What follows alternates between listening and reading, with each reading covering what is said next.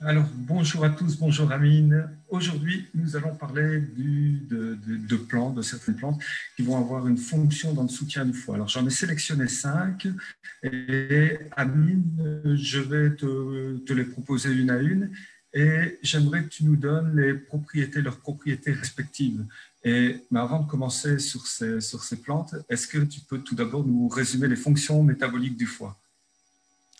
Alors bonjour Cédric, bonjour tout le monde, j'espère que tout le monde va bien. Donc juste un petit contexte par rapport à cette vidéo. Donc au départ on avait décidé de faire une vidéo sur le foie, tout simplement métabolisme du foie, les fonctions, la physiologie, etc. Et puis ensuite on s'est rendu compte qu'il fallait quand même intégrer des choses beaucoup plus pratiques. Et donc on était parti sur une sélection de certains aliments ou certaines plantes qui pourraient être intéressantes dans le cadre de certains troubles hépatiques. Et donc, c'est comme ça qu'on s'est construite cette vidéo. Donc, vous aurez une partie là un petit peu théorique sur un petit peu de biochimie, de métabolisme du foie. Et puis ensuite, on va parler un petit peu des différentes plantes. Donc, Cédric a sélectionné 5 plantes principales qui vont être abordées dans cette intervention. Mais bien entendu, il y a beaucoup plus que 5 plantes. Bien entendu, il y a d'autres plantes, des aliments, des molécules, etc. Donc, on ne pourra pas tout aborder dans cette vidéo. Bon, concernant maintenant le métabolisme du foie, tout simplement le foie, si on veut résumer un petit peu ses différentes fonctions, c'est la grande usine du corps en réalité. Et donc ces fonctions se comptent par centaines et ces voies métaboliques se comptent par milliers, voire dizaines de milliers. Donc là, ce qu'on va aborder, c'est juste quelques fragments de ce qui pourrait être intéressant, du moins en pratique ou à décliner en pratique.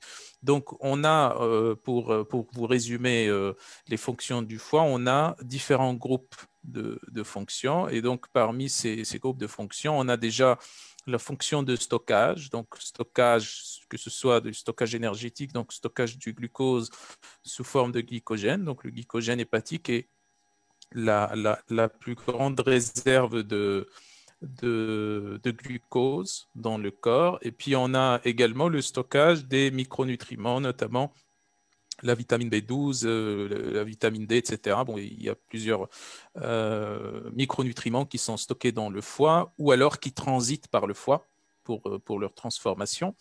Et puis, on a également, donc ça c'est la fonction ou les fonctions de stockage, et puis on a un autre groupe de fonctions qui est celui de l'élimination.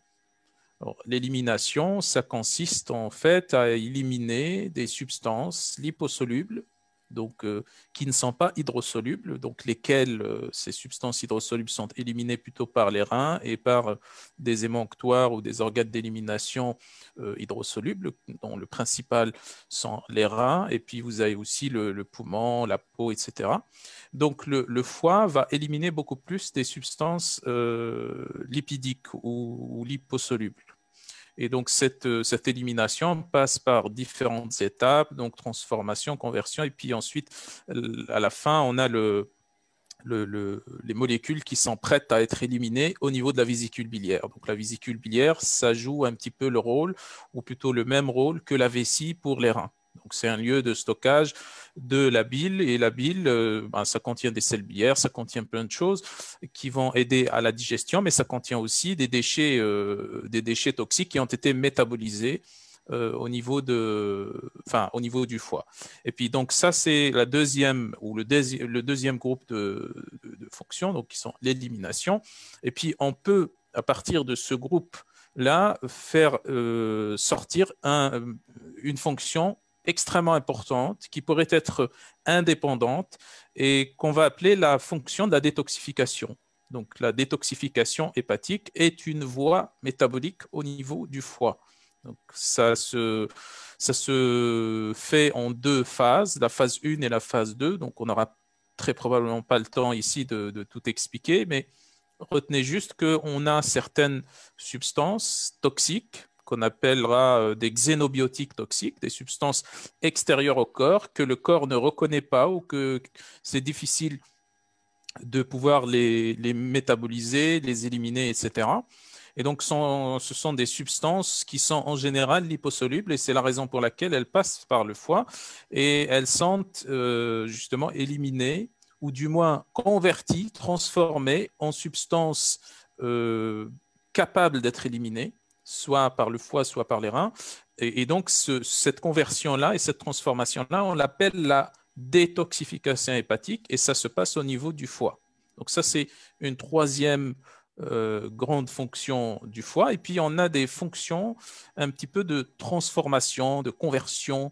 Je vais donner un exemple. Par exemple, au niveau des muscles, quand on fait un exercice physique, on a production d'acide lactique. Donc, une partie de cet acide lactique, puisque l'acide lactique a plusieurs voies d'élimination ou de recyclage, mais une partie de cet acide lactique va passer au niveau du foie, ce qu'on appelle le cycle de Cori, C-O-R-I. Donc, ce cycle de Cori c'est un cycle au niveau du foie qui va convertir l'acide lactique en glucose. Donc, vous savez tous que l'acide lactique est constitué de 3 molécules de carbone. Donc, 2 molécules d'acide lactique va nous donner une molécule de glucose en passant par ce cycle de Cori au niveau du foie. Et puis, on a d'autres exemples comme ça. On n'aura pas le temps de tout détailler ici. Mais retenez juste qu'on a plusieurs grandes fonctions ou groupes de fonctions. Donc, on a le stockage, on a l'élimination, la détoxification, et puis la conversion, la transformation. Et on peut dire et résumer, grosso modo, que le foie, c'est l'usine du corps, c'est l'usine d'épuration de l'organisme. Donc, ça, c'est pour résumer un petit peu la fonction ou les fonctions ou les différentes fonctions du foie. Alors, revenons sur les plantes. La première plante que je vais te demander de nous parler, c'est une grande plante qui porte une jolie fleur blanche avec un cœur jaune ou orange, et c'est le chrysanthellum. Qu'est-ce que tu peux nous dire là-dessus? Alors, chrysanthellum ou tout simplement chrysanthelle, c'est une plante qui contient des flavonoïdes et à partir de là, en fait, à partir de la composition de la plante, on va essayer de déduire les fonctions ou du moins les propriétés qu'on pourrait lui attribuer. Donc, ça contient des flavonoïdes en grande quantité. Ça contient aussi des saponosides. Donc, ce sont les deux grands groupes de principes actifs qu'on pourrait trouver dedans. Bien entendu, ça contient des minéraux, des vitamines, etc. Mais ce qui nous intéresse le plus ici, qui est en rapport beaucoup plus avec la fonction hépatique, c'est plus ou moins, disons, les flavonoïdes. Donc, les flavonoïdes, ce sont des polyphénols qui ont un effet très puissant antioxydant, anti-inflammatoire, anticancéreux aussi, si on veut, mais ici, ce qui nous intéresse beaucoup plus au niveau du foie, c'est l'effet antioxydant, anti-inflammatoire. Pourquoi? Parce qu'on avait parlé, si vous vous souvenez, juste avant de la détoxification hépatique. Là, on avait parlé de la première phase et de la deuxième phase de la détoxification hépatique. On ne les avait pas détaillées, mais retenez juste que lors de la première phase de la détoxification hépatique, on a production très importante de radicaux libres, donc de stress oxydatif. C'est les enzymes du cytochrome P450 sont les enzymes qui produisent le plus de stress oxydatif. Et donc, ça se passe au niveau du foie, principalement. Et donc, les hépatocytes ou les cellules du foie ont besoin d'hépatoprotecteurs, de protection contre ce stress oxydatif. Et donc, plus on a de xénobiotiques à éliminer, donc de substances toxiques à éliminer, qui passent par cette voie de la détoxification hépatique, plus on a besoin d'antioxydants et d'anti-inflammatoires. Donc l'un va avec l'autre, hein, l'inflammation et le stress oxydatif s'entretiennent mutuellement.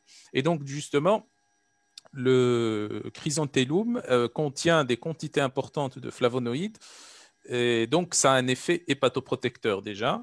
Donc ça a aussi un effet aussi secondairement sur la microcirculation. Donc ça active la microcirculation et au niveau du foie, la microcirculation est très importante. On a des capillaires très fins donc qui transportent le sang, qui transportent les différentes molécules transformées, etc. Donc c'est extrêmement important. Et puis vous avez aussi, donc, avec les flavonoïdes, les saponosides. Et donc, les saponosides, ils ont une fonction qui va compléter celle des flavonoïdes, qui est qui est une fonction en fait vénotrope. On dit vénotrope, c'est-à-dire que ça va stimuler l'élasticité des vaisseaux, tout simplement, y compris les petits vaisseaux, donc les capillaires. Et donc, ça va dans le même sens que l'effet des flavonoïdes sur les vénules et les artérioles, les petites veines et les petites artères, donc dans le renforcement de leur fonction tout simplement et dans le transport du sang pour que ça soit bien épuré, bien transformé, etc., etc. Donc bien pris en charge par le foie. Donc ça c'est une première, disons une première fonction par rapport à l'hépatoprotection et donc la microcirculation. Et puis, on a d'autres fonctions aussi dont le chrysanthellum est connu par exemple, son effet hypolipémiant, par exemple, sur le cholestérol. Un peu moins sur les triglycérides, c'est un peu mitigé dans les études, mais sur le cholestérol, on voit un effet qui apparaît qui est bien clair. On a aussi un effet vasodilatateur, donc qui va se rajouter aussi à l'effet sur la microcirculation. Et puis on a un effet également anti-œdème. Tout simplement, c'est la conséquence du fait que quand on active la microcirculation, on a forcément un effet anti-œdème, donc une diminution de la charge de sang au niveau d'un organe ou autour de l'organe, tout simplement. Et puis, dernièrement, on a aussi l'effet sur la stimulation de la sécrétion des sels biliaires et puis la stimulation aussi de la vésicule biliaire elle-même. Donc, il faut bien distinguer ces deux fonctions-là. Donc, la production des sels biliaires, d'un côté, et puis a posteriori aussi, donc la stimulation de la contraction de la vésicule biliaire pour que le contenu de la vésicule biliaire soit déversé dans l'intestin au niveau du duodénum pour qu'il sert à la digestion. Okay, donc ici, le chrysanthellum a ces deux effets combinés. Donc voilà un petit peu par rapport à l'effet du chrysanthellum. Et, deuxième plante qui est quand même connu, ou en tout cas son cousin est très connu, son cousin est plutôt rose, et celui-ci, ça va être plutôt noir. Et j'aimerais que tu nous parles du radis noir. On sait qu'il y a des propriétés étonnantes, on le sait depuis des centaines d'années. Qu'est-ce que tu peux nous dire là-dessus? Le radis noir est très intéressant. Alors, il a des effets qui sont un petit peu similaires au chrysanthellum, dont, par exemple, je pense aussi à la sécrétion biliaire et à la stimulation de la contraction de la vésicule biliaire. Donc, ça, c'est un petit peu commun, disons, c'est un trait qui est commun aux différentes plantes qui vont agir sur le foie.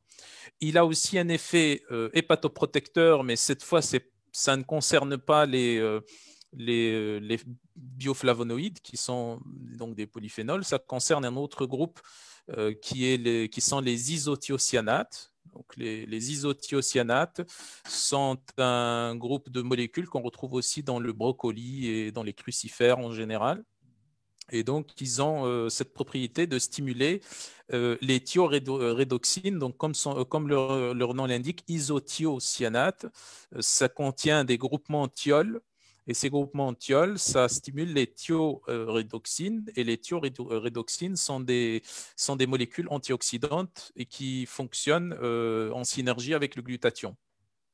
Donc, donc ça, c'était par rapport à la fonction d'hépatoprotection. Et puis, on a aussi des antioxydants comme un peu de vitamine C, un peu de vitamine A, etc. Et puis, on a également des fonctions plutôt des composants très intéressants aussi, qui sont par exemple la raphanine et puis le soufre également, donc des molécules soufrées en général. Et donc ça, c'est extrêmement intéressant pour la phase 2 de la détoxification. Donc la phase 2 de la détoxification, on a dit que la phase 1 et puis la phase 2 de la détoxification. Là, on a l'intervention de la glutathion S-transférase. Glutathion S-transférase. Transférase, c'est la fonction de l'enzyme, c'est une enzyme.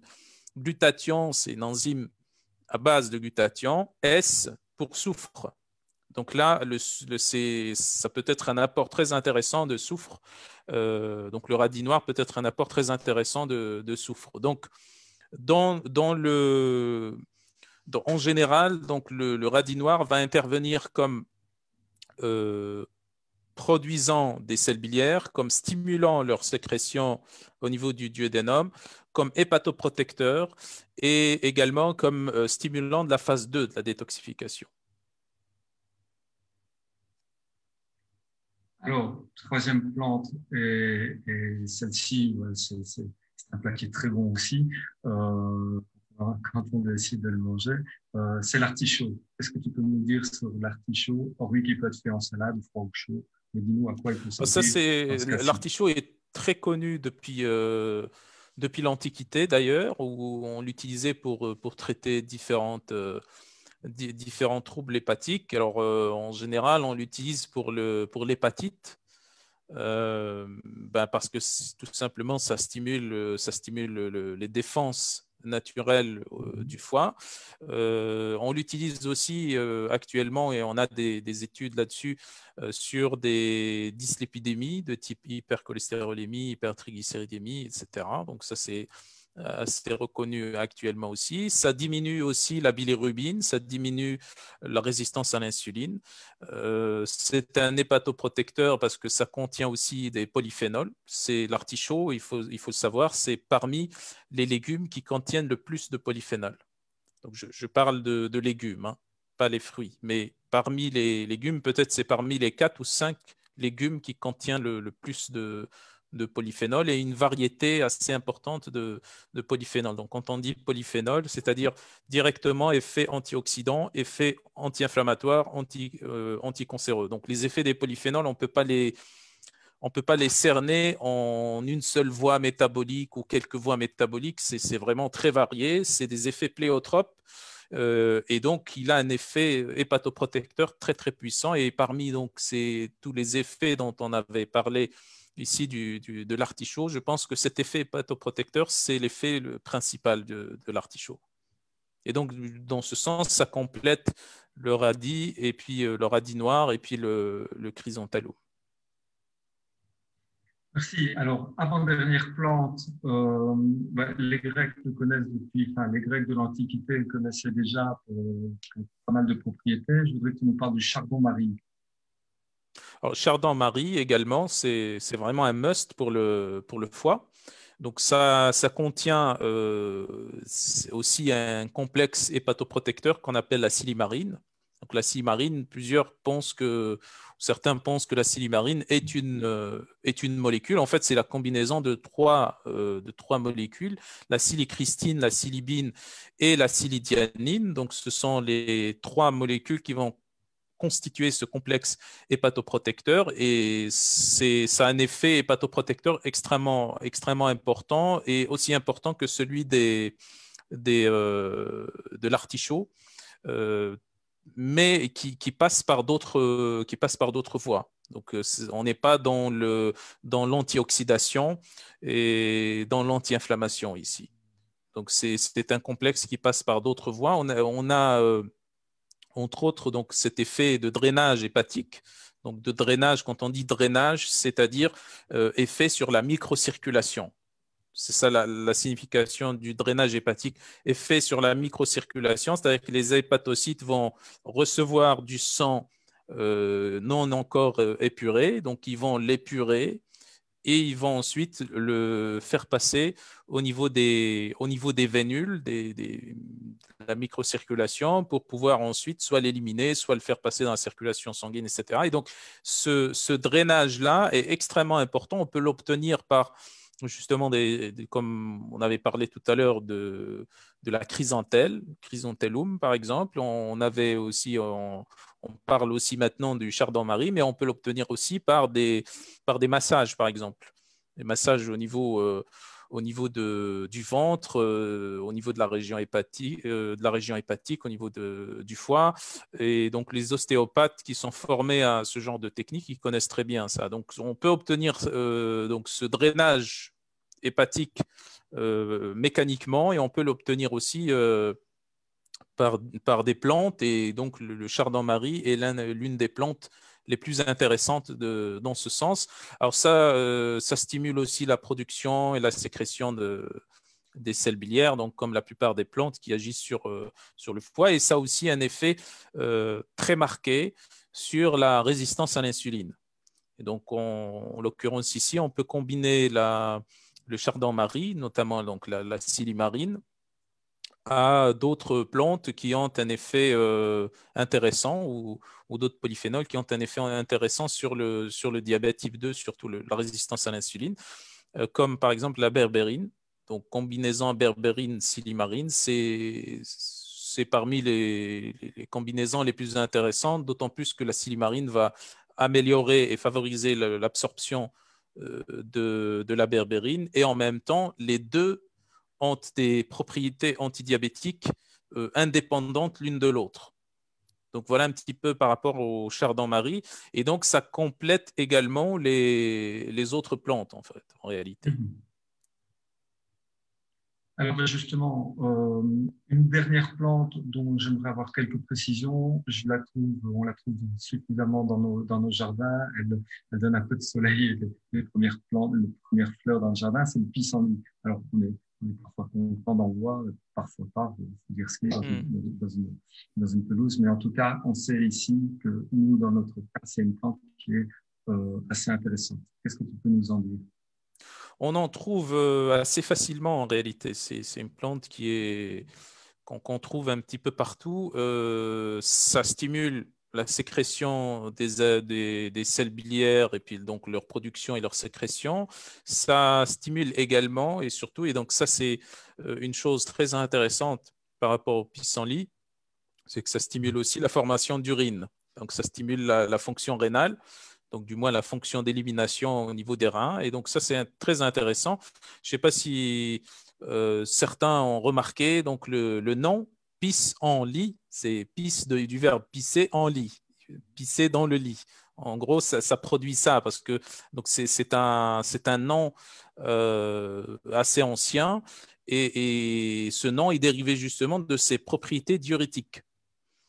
Et donc, on a cette fonction-là entre le foie et le rein. Donc, c'est complémentaire, surtout quand, par exemple, dans le cas où on veut détoxifier, où on veut stimuler la détoxification hépatique. Bien sûr, on a les différents éléments à donner pour stimuler la détoxification hépatique, mais en même temps, le pissenlit va aider aussi pas à la détoxification dans cette voie-là comme elle est, mais ça va aider la fonction hépatique, mais ça va aider également la fonction rénale, puisque le résultat donc les métabolites de la phase 2 de la détoxification hépatique, pour 90%, on va les éliminer au niveau des reins. Donc c'est très bien d'avoir le pissenlit pour raison de détoxification hépatique ou comme soutien à la détoxification hépatique, bien entendu. Et puis, on a aussi l'effet hépatoprotecteur qu'on retrouve dans plusieurs des plantes qui agissent sur le foie en raison tout simplement des quantités importantes de vitamine C, de vitamine E, de bioflavonoïdes. Donc, bioflavonoïdes, c'est les flavonoïdes tout simplement qu'on a, les polyphénols qu'on a dans plusieurs de ces plantes hépatoprotectrices, effet anticancéreux, effet aussi sur la résistance à l'insuline. Donc là, c'est un peu modéré comme effet parce qu'on n'a que des essais précliniques et des études in vitro, mais c'est un effet qui pourrait renforcer les autres plantes. Et puis, on a aussi la choline, ou ce qu'on appelle la vitamine B18, donc donc je sais pas, au niveau de la bile, on a une bonne quantité de choline sous forme de phosphatidylcholine, et donc cette choline-là qui se trouve dans le pissenlit va aider justement à la formation de la bile. C'est d'où la raison du fait que ça stimule la formation de la bile, la sécrétion de la bile, tout simplement. Donc, ça a un effet régénérateur sur le foie. Ça stimule aussi la fonction rénale, donc la formation de l'urine, et ça protège aussi le foie. Donc, ça complète parfaitement les 4 autres plantes qu'on vient de voir. Voilà, ici on nous a parlé, enfin, on a parlé de ces 5 plantes. Est-ce que à cette sélection de plantes, on pourrait y ajouter quelque chose pour que ça devienne complet et plus efficace encore. Alors, c'est bien entendu, on peut rajouter, enfin, si on commence à énumérer les plantes, les aliments, les molécules, on peut rajouter des dizaines, voire des centaines. Donc, le but n'est pas de surcharger le sujet ou le patient ou la personne avec ça, mais c'est de choisir des choses intelligentes qui vont ensemble. Et donc là, déjà, on a une synergie très intéressante. Par exemple, au niveau de si on a affaire à la jaunisse, par exemple, l'hépatite, les crises de foie, etc. Donc, c'est bien recommandé de combiner, par exemple, du radis noir avec de l'artichaut, par exemple, voire chrysanthellum. Donc, on a ces combinaisons-là. On ne pourra pas citer toutes les combinaisons avec les différentes indications, mais on a déjà, c'est une bonne combinaison qu'on a avec ces 5 plantes. Et puis, on peut rajouter aussi, pour améliorer un petit peu la composition en plus, la phosphatidylcholine. Donc, la phosphatidylcholine qu'on a déjà dans le pissenlit, mais si on la rajoute en plus, ben, ça va favoriser la formation des selles biliaires, tout simplement, de la bile. Ça va aider aussi à la régénération du foie, parce que le foie, c'est un organe qui est très soumis à différents stress métaboliques. On avait parlé du stress oxydatif, on avait parlé d'inflammation au niveau de la phase 1 de la détoxication hépatique. Donc, la phosphatidylcholine, c'est ce qui forme en fait, en réalité, les membranes cellulaires. Donc, ça aide beaucoup à la régénération. Et puis, on a le fameux glutathion. Donc, si on veut aussi renforcer la phase 2 de la détoxification, on avait parlé tout à l'heure du radis noir qui contient des quantités importantes de soufre, très intéressant. Mais si on rajouterait du glutathion, ça serait très, très intéressant. Donc, le glutathion, le mieux, c'est que ça soit sous forme précurseur. Donc, le N-acétylcystéine. Donc, c'est la forme la plus intéressante dans ce sens-là et qui peut être combinée à ces différentes plantes sans avoir de problème d'absorption ou d'interaction. On peut rajouter, bien entendu, on peut utiliser le glutathion liposomal, mais bon, il y a des précautions à prendre. Il faut, il faut séparer les prises avec ces plantes, etc. Donc, le mieux et le plus simple et ce qui fonctionne le mieux, c'est de rajouter tout simplement du N-acétylcystéine. Donc ça peut être très intéressant. Et puis du soufre aussi, une source de soufre, soit des aliments soufrés en plus du radis noir, par exemple de l'ail, des oignons, etc., soit du MSM, tout simplement, du méthylsulfonylméthane, source de soufre, ou alors tout simplement des, euh, des extraits de brocoli, par exemple, du brocoli, tout simplement, parce que ça contient du sulforaphane, qui est une substance soufrée, très intéressante aussi. Donc, donc, on a un large panel, en fait. Et puis, on peut rajouter aussi des antioxydants, tout simplement, pour en plus optimiser la fonction, ou plutôt l'hépatoprotection, tout simplement. Alors, comme à chaque fois, comme à chaque sujet, est-ce qu'il y a des contre-indications à tout ce que tu nous dis? Et en même temps, j'ai une question de Ouria qui nous dit, est-ce que ces plantes sont formellement contre-indiquées en cas de lithiase biliaire ou à consommer avec modération? Donc, je joins les deux questions. Est-ce qu'il y a des contre-indications et est-ce que ce serait contre-indiqué en cas de lithiase biliaire? En cas de lithiase biliaire ou surtout obstruction, lithiase biliaire et obstruction des voies biliaires, c'est contre-indication formelle et absolue. Donc, il y a pas de... On prend un petit peu, on diminue le dosage. C'est une contre-indication formelle et absolue. Malgré que les 5 plantes qu'on avait citées, les 5 vont participer à prévenir, bien entendu, les lithiases biliaires et la formation de calculs au niveau de la vésicule biliaire, tout simplement. Mais c'est à titre préventif. Quand on a des calculs biliaires, là, si un calcul passe au niveau du canal biliaire et que ça obstrue le canal biliaire, c'est une situation d'urgence.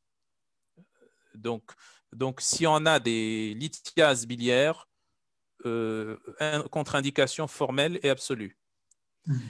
Sinon, ben, on a aussi ben, des interactions avec des médicaments. Bon, enfin, je ne vais pas citer des médicaments ici. On a aussi parfois des petits problèmes d'intolérance ou même d'allergie.